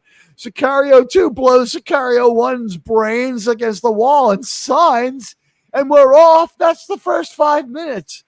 And it's insane. And then after that, what happens? A plane lands and an oil truck crashes into it, and we have a huge explosion. And that's going to be what season 1 kind of like, that's the revelatory incident that keeps coming back into every episode to ground us in like, hey, there's a lot going on here, including just this guy's family personal drama. So Landman comes on screen in a way that defies you to look away. Jerome, what was your feelings about episode 1, the first half of that, like the first third, 1 through 3? Very compelling. Don't want to give away anything so early because we'll go through every episode in detail, but well worth the watch for anyone who's on the fence for it. This guy is, I don't know what to call Billy Bob Thornton's Landman. Tommy Norris is neither a hero nor an anti-hero. He simply is, huh? He's a fixer. Every land that has oil gets bought up by an oil company at one point or another. Tommy Norris is the landman for this patch. They call it the patch. I guess they call them all the patch. It's by fictional Midland, Texas. There may be a real Midland, Texas. This isn't it. It's nothing like the real Midland, Texas, if there is one. Unless the real Midland, Texas is filled with the worst people in the world. Everybody owns a gorgeous house with a swimming pool, and 2/3 of the people who live there are on early parole, work release for murder because they're convicts, but they work in the oil patch, risking their lives at highly dangerous pursuits because that's what landmen do. That's what they're there for. And the landman just basically goes around and yells. Well, it doesn't really scream, but he just yells or talks shit to every single person. And this is how it goes. Landman walks up on you, he rolls up on you, and he bottom lines you. What do I mean by that? Is like, I saw you playing on a highway with a bunch of dead son bitches. What the hell's going on? And that's just the kind of guy he is. And this is not some kind of plot device to like batter you over the head with what's going on. Landman's just real plain spoken. And I just asked, Germ, is Landman someone you say hello to when you pass him, even if you kind of know him? This is a nod kind of person, right? You nod to Landman. Yeah, most do not. He's too busy for you to say hello. You nod your head, you touch your hat, and you say Tommy. That's about it, right? Tommy. You don't break your stride to wait for an answer because he ain't answering you. He ain't answering you. And he keeps like at least 5 packs of Marlboro on him at any given time. Or is it Marlboro Lights? I can't tell. He's got a bunch of smokes on him all the time. He's just smoking away. Yeah, and non-alcoholic who only drinks Michelob Light. I'm not so sure about that. It seems like he only drinks Michelob Light on weekdays, and on the weekend when he's off, like he'll just like drink all the hard liquor in the world and become a madman for a little while. It was hard to tell, wasn't it? Because he was just like, Michelob water ain't nothing but piss water. Don't worry about it. Give me another one. And the guy's like, you do realize that you've had like 9 of those and you shouldn't drive. It's like, you know what? Give me 9 whiskeys and see if there's a difference. And the guy's just like, all right. And then like the bartender, like the guy like knocks back yet another chorus, then yet another like Michelob Ultra. And is he smoking away even though he's not supposed to? He is, right? He's just smoking away at the bar. The guy's like, sir, you can't smoke here. And he's like, just lights up the cigarette anyway. It's like, Landman has the fuck you attitude of all fuck you attitudes. He's great. And then like the bartender's like, sir, you know, you can't smoke here. And he's like stares at him for a minute. He goes, you know, that stuff's just so bad for you too, man. Like cigarettes is like, are you sure? Just shut the fuck up. And the guy just gives up and walks away. And then like at the end of the thing, he's like, he hands him like 100. And he's like, you want change? He's like, you fucking kidding me? Of course I want change, you fucking loudmouth son of a bitch. That's like, I have a feeling that he would have kept all of the change if he had just put the drinks in front of him. Germ? Yeah, he could have just walked away, and he is just keep feeding him bottles. Landman is very likely to pay $100 for a cup of coffee because he doesn't give a fuck. Am I right? Well, if it's a choice between $100 and not getting the coffee, there's only one choice. And he would pay $40 for the cup of coffee if it was a cup of coffee and you have to talk to another living human being. That may be too much for him. What? He would just do without the coffee, or he would just kill the person? Because he's getting that coffee. He'll move on to whatever's next. Especially if it involves talking to his ex-wife. He can't stand his ex-wife, but he loves talking to her. It's Allie Larder from Heroes. Remember her? She gets all sorts of naked a bunch of times in the show. You'll love that. She has beautiful boobs, wouldn't you say, Jerm? Not too bad. The best that science could give. And those high beams. She is a gorgeous woman. But at any rate, she gets totally naked by episode 3. So hang in there. There's reinforcements. They gross you out a little bit because Ainsley is supposed to be 18. Germ and I remembered her from night. Well, Germ was shocked. I remembered her from 1923, and this means she's a good actress because Michelle Randolph is both 28 years old and in 1923. Did you recognize Ainsley as being Michelle Randolph from 1923? Looks totally different. And she's not changed at all. It's her acting. It's the way she holds herself. It's the way she holds her head. It's the way they dress her. It's not anything. They have not altered her. She still has blonde hair. It's still long. Like, they didn't change her look at all. She's just a voice, everything. Am I right? I mean, everything. Yeah, had to double check the IMDb just to make sure it's the same person. You would think that I would lie to you. Don't answer that like you didn't. Wes Cagle, you've been watching Landman, and you watched a little bit of 1923, right? I watched 1923 with you guys. I haven't seen any Landman yet. What streaming service is that on? It's on Paramount Plus. Oh, I don't have That's Paramount the Plus good here. news. Damn it, I don't have that one here. We'll watch okay, parties we'll so get that it. you can watch it. Yeah. Okay, Yeah, cool. we'll get Any it. real watch parties for this one. This show, Germ, do you want the honor again of the watch party? Yeah, I guess I can do that. This is how it seems to be working. We're going to do a little bit of work on the air here. Ready? Well, here's the backroom meeting. So, Germ, you do a lot of work on the Star Trek show on Saturday nights. You have permission to Mexican Iron Man out of there because you do 2 hours of your own watch party that I always can't make it to the whole thing. So, guys, when Germ taps out after his review, it's because he has been there the longest. And you know what? Thank you for putting in such a long day on that one. But he provides the watch party part of it. And it's really well hosted. Last time we had Captain Fandom Nerd there too. So if you've seen the episode and you want the live commentary, I usually jump in there before the middle of it. And hey, look who we got out there. It's a member for 20 months, Sean Carter, chiming in. He is another member of our channel community and a member of the Star Trek panel on Saturday, where this week we have one and only one episode, Azadi Prime. I vote the new name of the show be Brokeback Mountain, especially if Wes Cagle is on it. That is funny. Over the mountain. Over the Brokeback Mountain is even more menacing. Yeah, we'll have to take that into consideration. That's fucking hilarious. I have to pause for a moment. Germ, your thoughts while I laugh. Well, that if we can get that past the censors, we'll go with it. I think we'd be all right with the censors. That's a great name idea. I was thinking Over the Mountain or Fans on the Silver Mountain, but we could be the fans on the Silver Mountain and still be over the mountain because you know what? It's like being over the rainbow. Sometimes that Silver Mountain, there's just not enough substance to some of the shows.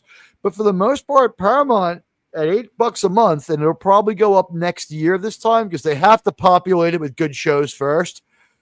$8 a month just to have access to all that Star Trek and all the other movies. Like, there's some good movies. They made some great movies over the course of their 123 years. For $8.99, Paramount Plus is kind of worth it, in my opinion. Well, that's cool. Only $8.99. That's not bad for streaming. Of course, like I said, it's always where they start, and it just exponentially gets more and more and more until they start putting commercials in it. Even so. But what are you going to do? I mean, there might be commercial for less, honestly. There might be an even less costly one, but I don't know. And you can also, there's a movie service that you can add onto it too. I'm not the Paramount Plus salesman, but in a world of $24 streaming services for $8.99, I get the NFL, and that they kind of have a throttle on the AFC teams, AFC home games. And I get all the Star Trek. It's worth $8.99. It's the only one I have right now, which means the channel has to grow. You want MCU reviews? Help me get another $30 a month in my pocket so that I can somehow watch for a year. It's $30 a month for Disney Plus. But I'm thinking it's like, do I want to hand them over $360 at once? And do I have it?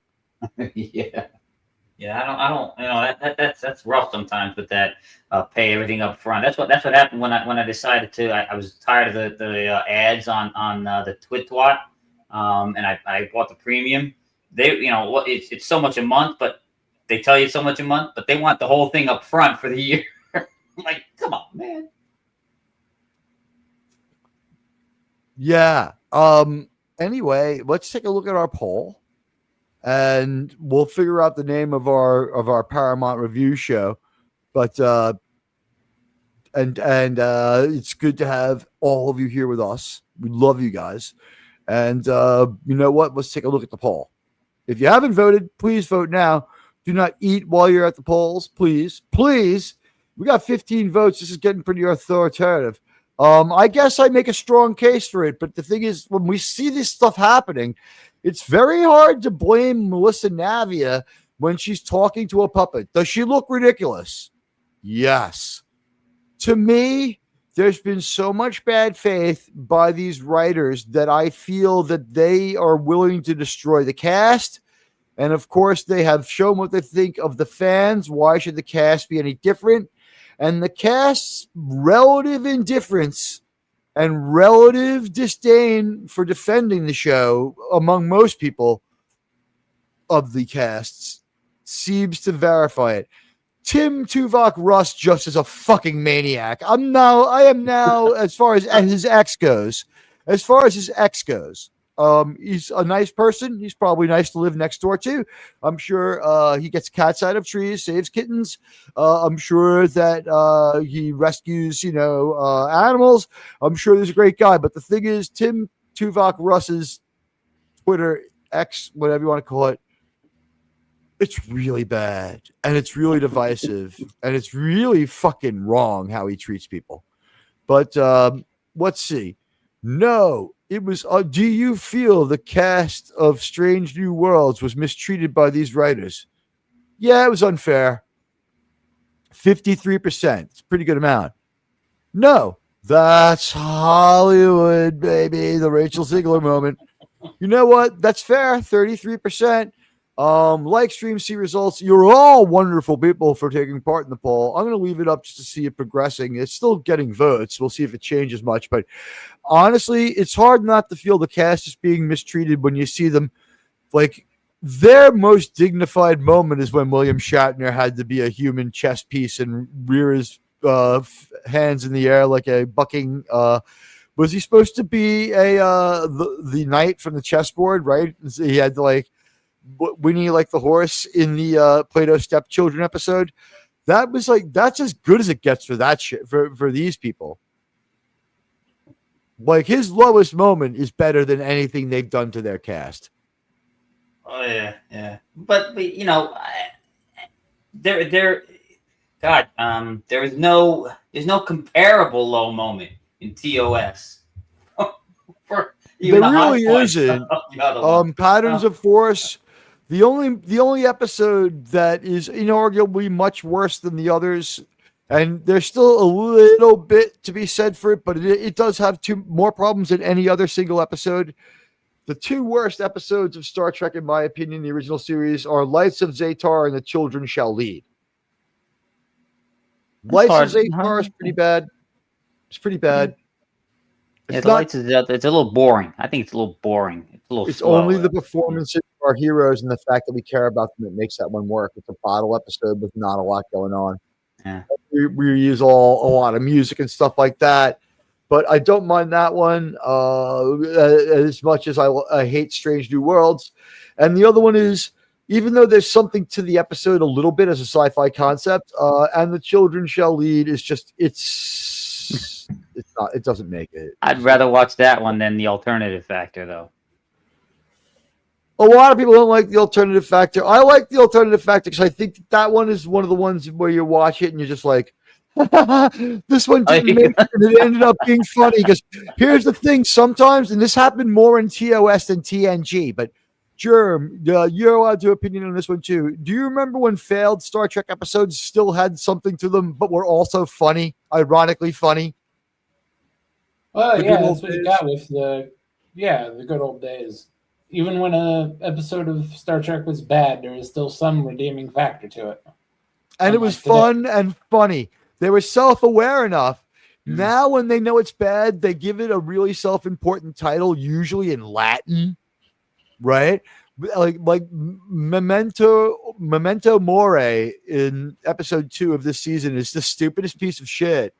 And like the more important the title, like what was this last one called? New Life and New Civilizations. We saw neither.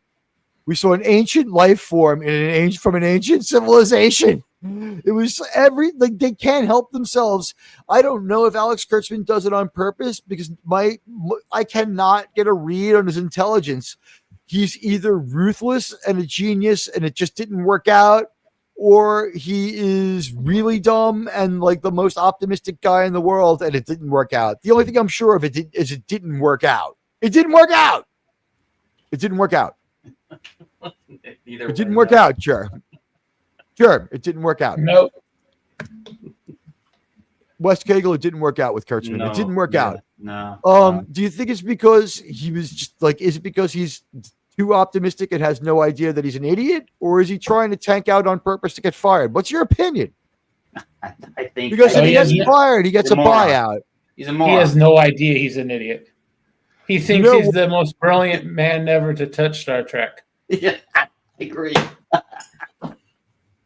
This is the truth. I have a hybrid of opinions. Here it is.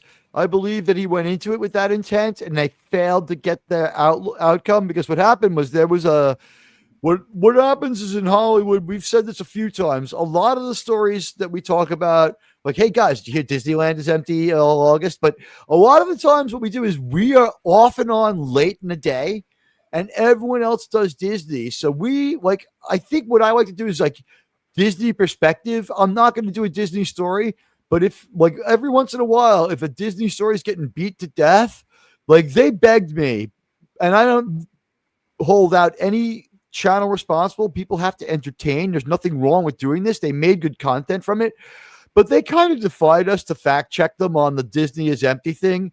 And I know Germ had a little bit of like passion for the idea that this has been the beginning of a long death spiral for them. And one of the reasons I love having him as a co-host is he's not afraid to stand his ground. I'm sure that's still your take. However, do you also think that I proved my case with the 54 years of it's never above 4.9 and never below 4.7 for the whole year? Well, Kind of says a lot. You did prove that, but I don't think it says as much as people are that you tend to think. But the thing is, a low number is a low number, no matter if it's the down time of year or not. Right. I realize that it is always a low number. The thing is, you can't air condition the whole state. They knew that when they went there. That was the price they paid. Think about it. One dud month a season, a dud month in February and a dud month in August. Think about this. You lay off the people. Florida has lower wages. I'm just telling you from a corporate perspective, it doesn't matter why there's a dead month. A dead month is a dead month. The thing is, you're supposed to offset the theme park losses with the movies, right? That's a summertime attraction. Also, July is so profitable. They make so much of their money in July. The humidity in Orlando spikes in August. It's unbearable. 110-degree heat index. We're talking Riyadh, guys. You have to be able to handle the heat. The savings at Disneyland that time of year is that you don't have to deal with buying the fast pass. So I honestly, 1 year, and this is not the whole corporation, just that park. The park does do well for them. It makes a big chunk when it's doing well. They got a county-sized piece of Florida. They still are doing, I mean, they got a lot of the rights taken away from them, but I don't think state ride inspectors can even go there and look at their rides yet, can they? They won back some of what they lost already. That's still kind of up in the air. They're going to get fought for it, and eventually things will change, but it's going to take a while for Reedy Creek to go away, isn't it? It's not going to go away. They're just having to hold up to the same. Yeah, they have to hold up to the same standards that any other corporation does. OSHA is not going any through other their park. regular. Finally. For decades, the state of Florida let them get away with this. So the thing is, Disneyland didn't have rides that were really that worrisome. They only had one roller coaster. You could look the other way. It's a little bit of a crazy roller coaster, but you could look the other way. Like, no one's going to die in Pirates of the Caribbean. The water's 4 inches deep. But they had added in more rides now, and the competition from other parks, the state couldn't look the other way anymore. So it's like basically Universal Studios starts the end of Reedy Creek in a couple of ways. But then politics play in because really they just obviously pissed off and annoyed everyone with their political takes that got them nowhere. That really truly got them nowhere. Reedy Creek probably will go on, and 18 likes. I thank you guys so much. I'd love to get the 30. A lot going on. So as we get ready to end this one out, it's been a wild week. There's been a lot of infotainment. We have major entertainers coming on. Does anybody want to talk about some of the things we saw this week and indulge that at all, or do we want to stay entertainment? I give the panel their choice. Got it. All right. You know what? Here's the thing. We'll talk about what happened this week during next season of Strange New Worlds, which an AI wrote during the events of this week. They're filming that garbage and finishing it off now. I really think that the episodes have been bought really cheaply so that they can have been bought for more than they're worth, but the minimum they could spend on them to keep them off the market because of the destructive nature of the episodes. I think they're that bad. I really think they're that bad. You cannot allow your competition to be able to run a Strange New Worlds marathon while you're trying to launch your new Star Trek show. You will cause massive and terrible brand confusion. You really will. I think not as much as people are fearing. They may believe that, but that's not how it actually pan out, in my belief. It's still saving money now to keep it from that at other people's hands. Think about it. That's got to be the way it's being thought of, because when the stuff was thought of as better, the not as directly connected to Kurtzman's show, Prodigy did make it back to Netflix. Netflix is where Kurtzman's problems start. Netflix are the ones who say publicly, we don't think it's Star Trek and we think he's trying to tank out to get his buyout. And then the whole thing goes to arbitration and all that stuff goes away and people stop saying it. Arbitration, secret, court, public. Guys, if you're out there, open up the browser tabs for a minute. It helps strengthen our analytic. That really helps. We got a great Star Trek show for you tomorrow with a fantastic episode of Enterprise called Azadi Prime. One of the best battles, definitely the best battle of the entire show, Enterprise. And in the top 2 or 3 series high battle episodes, is there a better battle episode? Wolf 359. There's one Dominion War episode where we really go at it with the Cardassians, with the Dominion, and this one, and that's about it. And this is very different from the other Starfleet battles. TOS, most of those battles we see from the interior of the ship until the special edition. We can't really count. What do you think, Jerem? Top 5 in the televised franchise? Yeah, it'd probably be number 5 in the televised franchise. Could you tell us some of the other ones just off the top of your head? You don't have to get 4 of them. You don't have to make it to 4. The Dominion battle, right? What episode is that one? You have, you have several in DS9. You have the Dominion invasion of DS9, the Klingon invasion of DS9, and then right.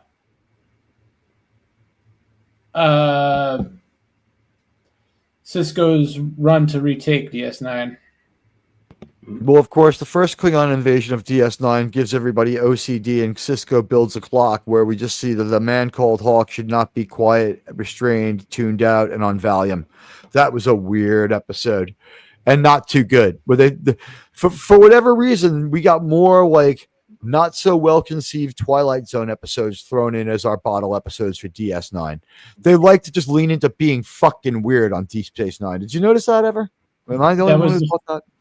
That was only the first season. That first season is fucking weird. I have contempt for some of those stories in season 1. Am I alone with that? I also have contempt for Dax's acting in season 1. Typical Star Trek, kind of getting its footing on season 1. She seems particularly lost, though, doesn't she? They wanted her to be something that really wasn't intelligent. They wanted her to be. They wanted her to be Data. They I wanted think her to what be a happened, female Data. they wanted her to be a female Data, and then they pivot and they're like, that's not working out. We'll go with like some kind of wisdom and knowledge, but we have to go with like the young, beautiful girl that we hired has to be some part of this character. And then like they do like a hard reboot, like 5 episodes in, and like Dax has got a different like outlook, and Terry Hatcher's kind of lost for like 5 or 6. There's like 5 or 6 episodes, including the clockmaking episode, where Dax merely speaks lines. Now in that one, they make sure to have her be high on a spore like thing. That one is a little bit like Paradise Syndrome. That one, a little bit like Paradise Syndrome, and a little bit like Naked Time, but not really one of my favorite Deep Space Nines.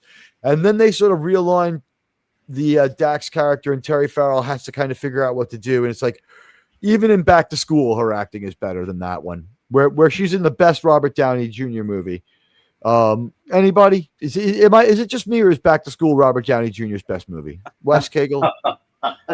This is pretty good. But I have to disagree. I think it's Tropic Iron Thunder. Man one. It's Tropic Thunder. Absolutely. All of his MCU movies have faded behind those 2 movies because honestly, he has like it's not him. The MCU has been Drek. I almost want to ask the audience this, but I think we have a poll live still. Is I have a strong feeling, a suspicion, and I wonder I want you guys to give me an answer. There's a 2-part question. So the first one's yes or no, and you can give your reasoning. Does Robert Downey Jr. have an overinflated opinion that he's a great actor? And he might really be great, but he can't pick a script to save his life outside of Marvel. He's been in a lot of movies that no one cares about. So is Robert Downey Jr. a real good actor? I think he's about as good as Brad Pitt. Anybody? You 2 guys? Yeah, he's good. I like him. Yeah, he's pretty good. He has an Academy Award. Is he an Academy Award level actor in your opinion? I'm going to say Cameron don't mean shit. Yeah, It doesn't. He's better than some of the people who got it. Ernest Borgnine also had one. He's Cabby in Escape from New York, and he's great in it, though. I don't know. Academy Awards mean a little bit depending upon what. There's a cutoff after like 1999 or something like that. Like I'd say maybe the last Academy Award ceremony where I respect most of the Academy Awards might be the one where Silence of the Lambs wins. And then we can write it off after that completely. What do you think?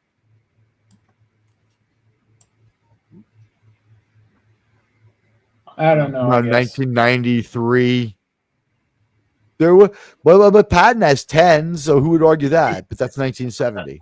Well, the further back you go, the little more legitimate they are. With Patton, I mean, they were brilliant because you still had the anti-war sentiment. So, but you had a split in the country: anti-war sentiment and pro-war, pro-patriotic people. So they made a big they walked a tightrope. So they tried to please everybody, and I think they did. So that's why they got all those awards. I mean, you can't go wrong with that.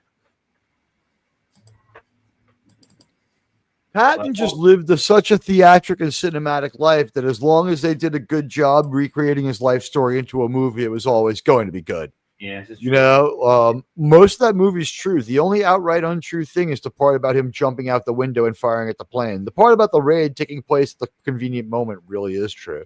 Yeah. But you know what? At just about 2 hours, I think we got high listenability on this one. I want to thank everyone who came by the show, especially the people who took the poll and the people who supported the channel. Let's get those final results on this one. We got 17 votes across 2 polls. We got like 40 votes. And I don't know how many likes we piled on, but it'd be great to pile on as many as possible. I could bull through till like the Doomcock crowd starts showing up because God knows that like once that first Doomcock alarm goes off, we'll have like 17 concurrents for a while. But we had a real good show last night, and today was just sort of to say hello. So look for this stream to actually be unlisted in real time. I'm not thinking about holding on to this one. I don't know. We'll see. We'll see how many people want to rewatch it because it is a short stream. Germ, final opinion on Strange New Worlds season 3. You get to give you the final word to the last member of the panel to speak on it. I'm glad it's over, and we'll never have to watch it or speak of it again. So you're hoping we never see it again? Hopefully. All right, Wes Cagle, final thoughts. Strange New World, season 3. Yeah, I'm of like mind with Sharon. Yeah. Thank God, thank the Lord. It's a mercy. It's a mercy. 17 votes. We got less people than that watching right now. I think everyone's had a chance to vote, but you have till I'm finished speaking about this and draw a breath. It is right now. Do you feel most of the cast of Strange New Worlds was mistreated by these writers? That would not include, to me, Rebecca Romaine. Might include Anson Mount. Yeah, it was unfair. 53%. I think most people, I think I might be responsible for that feeling, but most people do seem to feel that way. No, that's Hollywood, baby. You know what? That is a fair thing to say, by the way. You're not wrong to feel that way. Okay. And this is a feeling question. No one's wrong. So, about 88%. Oh God, there's that number again. 87.9% of you agreed with the poll and agreed with, had an opinion on this, and 12% of you were nice enough to like the stream and see the results anyway. I think all of you, you're wonderful people, and let's end this poll now with those results being, baked in. And I want to thank everybody who was here today. And it's a great show. Wes Cagle got here a little late, but you know what? Saving Star Trek is brought to you by Admiral Teag's OCD and need to watch these terrible shows no matter what. It's also brought to you by Resolute Germs, unending well of patience. Wes Cagle's generous gift of his presence to hang out with us and fill out the panel, and the fact that we're going to get through it to land, man, and the idiocy, and I do mean idiocy, of Alex Kurtzman, as well as the generous support of members like Gavin Blackburn, Mr. House Party 6, and Sean Carter. And, we're really, really getting there. It's going to be 24 months and just 2 or 3 more months. I got to start thinking of the 24-month badge. I don't know what the 24-month Starfleet badge is going to be, guys. It's going to be something, though. I love you all. Thank you so much for supporting me and my show. And I'll be back tomorrow night at 10 p.m. with the rest of the crew for Azadi Prime. And it's going to be quite the Star Trekking. Hit those likes and follows now when you come through later. We love you all. And you know what? You've earned her. Here she is. It's Sydney Sweeney, guys. Oh boy, she looks great. And here she is in the flesh. But first,